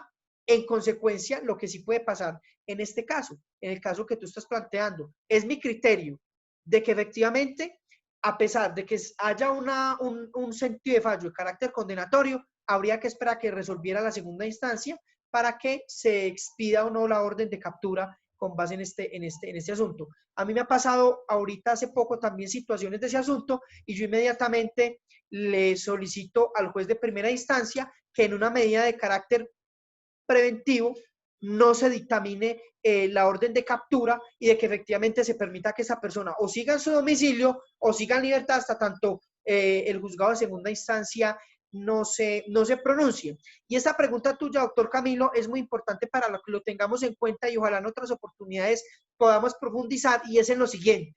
Des en cuenta lo siguiente. En este caso, en primera instancia lo absolvieron, ¿cierto? En segunda instancia lo condenaron. Y se interpuso el recurso extraordinario de casación. Para el momento de los hechos y de todo este estanto procesal, todavía no habíamos analizado el recurso de doble conformidad, que ojalá más adelante, en charlas posteriores, podamos hablar de este recurso de doble conformidad, que es diferente al recurso extraordinario de casación, ¿sí? Que no es tan exigente en la técnica para presentar a la Corte Suprema de Justicia, pero sí es muy exigente en la parte probatoria. Esta pregunta que me hace el doctor Camilo es muy importante por cuanto estamos hablando de la libertad de un ser humano. Entonces, en primera instancia hay un sentido de fallo condenatorio y posteriormente se absuelve, ¿cierto? Entonces, con esa presunción de que efectivamente se puede absolver, pensaría yo que la orden de captura en contra de este joven no se puede hacer de material y de que efectivamente esta persona siga en su medida restrictiva si está en su domicilio o en consecuencia siga en libertad.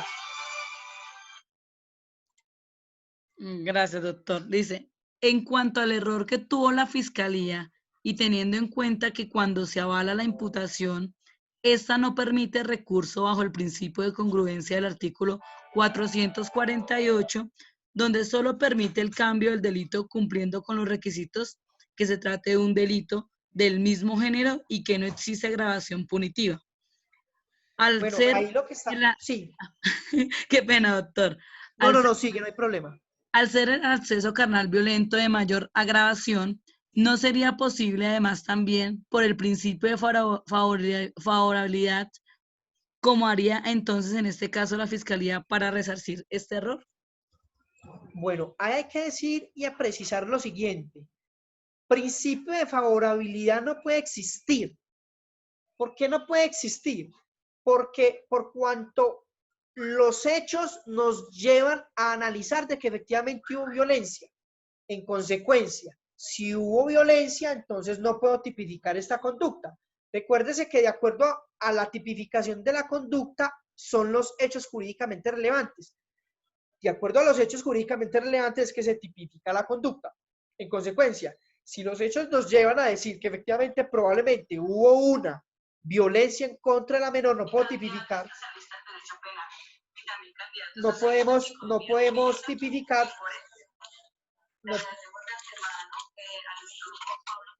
Disculpe. No podemos efectivamente tipificar esa conducta. Entonces, de acuerdo a la pregunta que nos están realizando, esta sería la primera precisión. No opera el principio de favorabilidad en ninguna circunstancia, todas de que aquí no están en choque dos normas o dos artículos de los códigos o de las leyes respecto para aplicar un principio de favorabilidad. No, habría que hacer la primera precisión. La segunda precisión es que es un criterio que se ha venido evolucionando, de que efectivamente la audiencia de formulación de imputación no solo es un acto de mera comunicación, de que ya el juez de control de garantías tiene que hacer un control material de este asunto. Ahora, respecto a la pregunta efectivamente de que la Fiscalía vaya a resarcir este error, ya hubo aceptación de cargos. Ya hubo aceptación de cargos. Entonces, en consecuencia, no puede venir la Fiscalía a decir ahorita, no, ya no voy a imputar esto, voy a imputar lo otro. Venga, pero es que ya hubo una aceptación de cargos. En consecuencia, de acuerdo a los hechos jurídicamente relevantes, reitero, la importancia de la Procuraduría. Aquí la Procuraduría tenía que haber intervenido de manera activa, haciendo la salvedad. Estas y estas observaciones. Interponer los recursos correspondientes respecto a este asunto y hacer las consultas pertinentes e irnos hasta lo último con el fin de que efectivamente Aquí lo que se tenía que tipificar es el delito de acceso carnal violento, porque efectivamente hay unos elementos violentos en ese asunto. O sea, la Fiscalía en este momento, jurídicamente no hay cómo, porque efectivamente ya hay aceptación de cargos, ya no se puede venir a decir que efectivamente vamos a cambiar la tipificación de la conducta, ya hubo una aceptación de cargos, no es posible. Yo como profesional del derecho y los estudios y lo que he realizado, quiero saber y quiero ver qué acción va a ejercer la Fiscalía con lo que nos sale a decir que de pronto eventualmente va a imputar es que el delito de secuestro.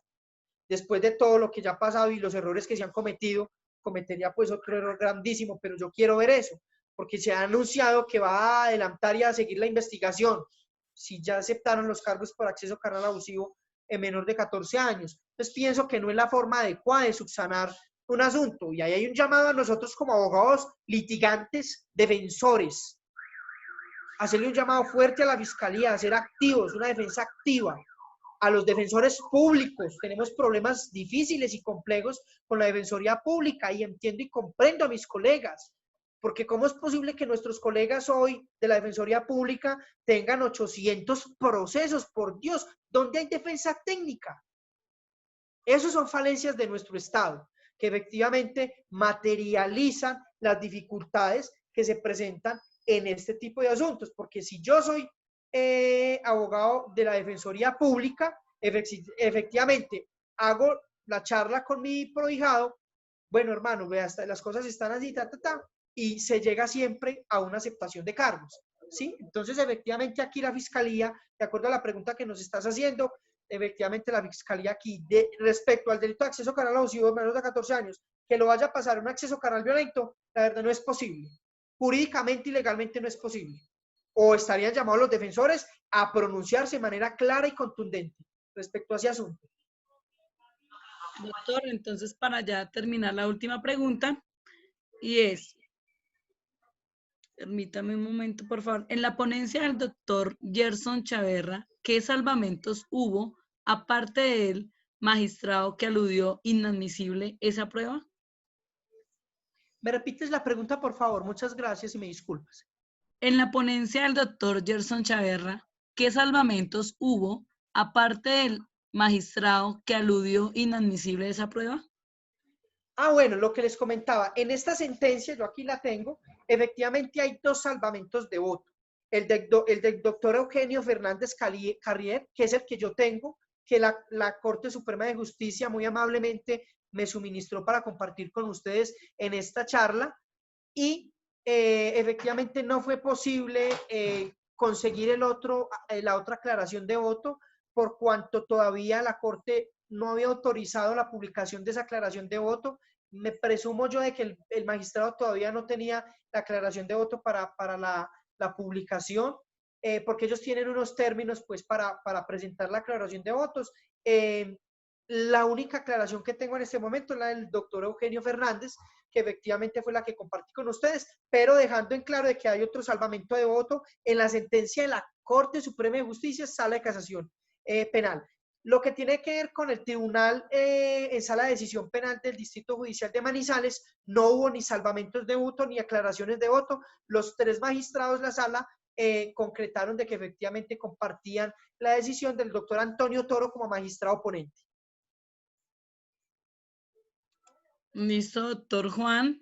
Muchas gracias. Tuvimos la oportunidad de poder dar respuesta casi que al 98% de las preguntas realizadas.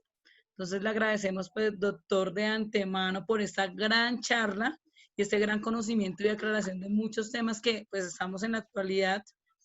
Entonces, pues, también invitamos a todos los participantes que próximamente, contando con nuestra asistencia del doctor Juan, pues haremos unas próximas charlas en Derecho Penal, que ya hemos tenido previsto unos temas que, pues, durante la semana siguiente se harán agenda de diferentes charlas que se dan en Derecho Penal. Le agradecemos por seguirnos en nuestras redes sociales como AEGJ Abogados, en Instagram, Facebook y Twitter. Ahí estamos informando todo el tiempo acerca de nuestras videoconferencias. Agradeciendo, doctor, de verdad, por todo este tiempo que nos presentó y esperamos contar con usted todavía para las próximas charlas. Por supuesto que sí, Adriana. Andrés y a Edison, muchas gracias por la invitación. Estoy presto para compartir con ustedes. Estos espacios nos enriquecen muchísimo con preguntas, con inquietudes, con intervenciones. Felicitarlos por ese lindo proyecto que tienen. Invitarlos a seguir con estos espacios que efectivamente nos llevan a construir no solo derechos, sino un mejor país y a materializar la justicia. A todas las personas que nos escuchan, que divulguen esta información, que compartan con sus amigos, colegas, las personas que están haciendo posgrados, especializaciones, maestrías, que compartan estos enlaces, que compartan esta información que es muy importante efectivamente para materializar la justicia, para materializar el derecho y para construir un mejor país que esté direccionado a garantizar derechos fundamentales. En este caso, lo que tiene que ver con materia penal, que es la libertad de las personas. Muy grato por estar con ustedes. Estoy presto a cualquier otra invitación. Antes, para mí es un honor poder compartir con ustedes, poder enriquecerme con cada una de las intervenciones. Un saludo muy especial a todos mis compañeros, amigos y colegas de la especialización en el sistema procesal, en el sistema penal de la Universidad Libre de Pereira, los compañeros que nos acompañan de la Universidad de Manizales, de la Universidad Católica Luis Amigó, que son compañeros míos, los quiero, los aprecio mucho, a los compañeros de la Fiscalía de la Regional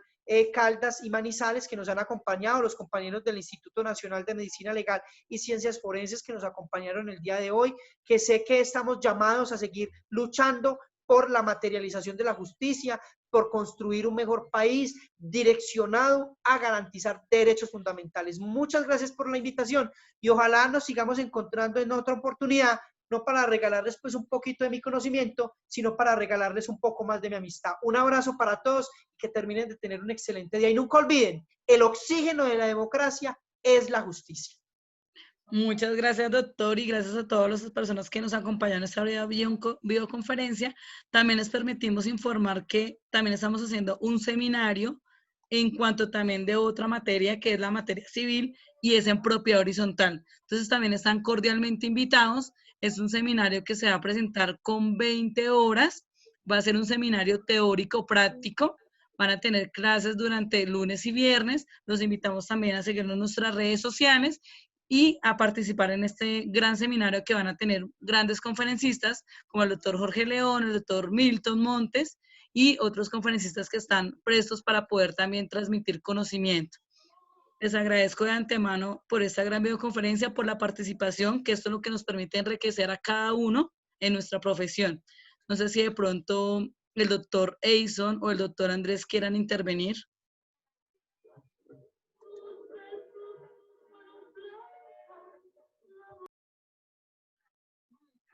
Doctor Edison, ya le voy a dar la palabra primero al doctor Andrés.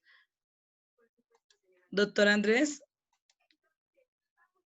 Listo, muy buenas tardes. Bueno, primero que todo, darle las gracias al doctor Juan Pablo por aceptar la invitación y estar el día de hoy y compartir casi 2 horas con nosotros, ¿sí? Que con tiempo largo. Y también darle las gracias a todos los participantes del día de hoy. Me siento pues muy satisfecho por la gran participación que se tuvo y por el gran conocimiento que nos compartió el doctor Juan Pablo. Entonces, no tengo sino más que dar agradecimientos y pues invitar a los estudiantes que hayan en este grupo o en que hayan participado el día de hoy, que estén pendientes en nuestras redes sociales, que vamos a tener pues, vamos a hacer un lanzamiento de un Coffee Legal, ¿sí? En el cual va a estar unos ponentes y unos docentes muy reconocidos en que van a compartir muy buen conocimiento y les van a dejar gran enseñanzas para sus estudios y para sus vidas profesionales. Entonces les hago esa gran invitación y pues que nos sigan en las redes sociales y muchas gracias a todos. Gracias, doctor Andrés. ¿Me escuchan? Sí, doctor. Bueno, colegas, abogados, estudiantes, para mí es muy gratificante y creo que para todos ustedes. Primera medida, felicito al doctor Juan Pablo por la videoconferencia del día de hoy, ¿sí? Y felicitar a los grupos de WhatsApp de Derecho Policivo, los dos grupos que hay, al de Jurisprudencia y Doctrina, que acogieron al llamado de la invitación que les hice el día de hoy. Entonces, para los que no me distinguen, mi nombre es Edinson Cuencas, soy el suplente de acá de AEJ Abogados. En el transcurso de estos días vamos a decidir qué tema vamos a realizar la siguiente ponencia. Les daría a conocer con antelación, pero queremos hacer un conversatorio, ¿sí? Entonces, por eso les voy a avisar con antelación para que nos preparemos y la idea es que todos hablemos, ¿sí? Son espacios donde nosotros podemos tener posiciones distintas, ¿sí? Y podemos aclarar muchas dudas al respecto. Hay veces que nosotros traemos acá, hemos tenido jueces, hemos tenido profesionales muy altamente reconocidos, ¿sí? Estamos en contacto a ver si es posible, si el doctor Iván del Río de pronto nos da una cita para que esté también acá con nosotros compartiendo sus conocimientos. Entonces, colegas, agradecido totalmente, presto a lo que ustedes necesiten, con mucho gusto. AEJ Abogados está presto para suministrarles a ustedes todo este tipo de medio educativo que tanto necesitamos. Y pues lógicamente, pues aprovechando el confinamiento obligatorio y que, como bien saben, que es casi imposible hoy regresar a los despachos judiciales de forma presencial, pues la mayor parte del tiempo nos las pasamos acá en nuestras casas. Entonces, creo que nos queda como un poco de facilidad conectarnos y participar en este tipo de eventos tan fructíferos, ¿sí? Pues, como ustedes saben, cuando decidimos estudiar esta hermosa carrera del derecho, lo que nos compete es aprender cada día más, ¿sí? Creo que la base de la educación es lo más importante en nuestra vida profesional. Es agradecerle, altamente agradecido con todos ustedes y Dios me los bendiga en esta hermosa tarde. Gracias, doctor Edison. No siendo más, pues ya conocen un poco de nosotros, continuando en que nos sigan en nuestras redes sociales. Les agradezco por este gran espacio, doctor Juan. Encantada con la ponencia del día de hoy. De verdad que fue muy enriquecedora y también pues, por todos los participantes que tuvieron la oportunidad también de brindarnos su conocimiento. Entonces, doctor Juan Muchas Pablo, que gracias. Dios lo bendiga y que lo siga en cada paso en esta gran profesión. Muchas gracias. Igualmente para todos, Dios los bendiga y reitero el agradecimiento por la invitación. En el chat de la intervención voy a dejar mi número de WhatsApp para que las personas que quieran me pueden contactar y con todo el gusto y con todo el cariño. Un fuerte abrazo y felicitarlos por ese lindo proyecto y excelente experiencia. Y invitarlos a seguir trabajando, que vale mucho la pena. Un fuerte abrazo y que Dios los bendiga. Muchas gracias, doctor. Los bendiga a todos y nos estaremos viendo en las próximas videoconferencias. Que tengan una bella tarde.